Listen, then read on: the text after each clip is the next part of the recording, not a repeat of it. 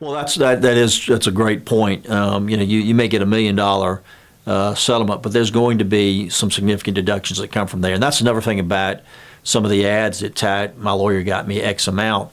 If they're using the gross settlement amount in the ad to say that this is what my lawyer got me, well, that's misleading because that's not what that client put in their pocket. So let's take the example of somebody, on TV and they're holding up a check. First, I would never want one of our clients. That's their business. I mean, why would we want to have a client publicizing how much money they got? I mean, in some instances, it might be kind of a dangerous or foolish thing to do. But you see the guy standing on TV and he's holding this check and he's saying, hey, my lawyer got me $150,000.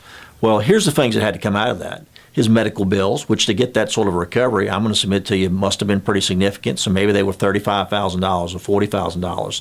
The legal fee, which is typically going to be a third. Any case costs that we use to prosecute that case. And so when you start doing the math, that person who's talking about the lawyer getting them $150,000, they may have walked out with a check for $60,000.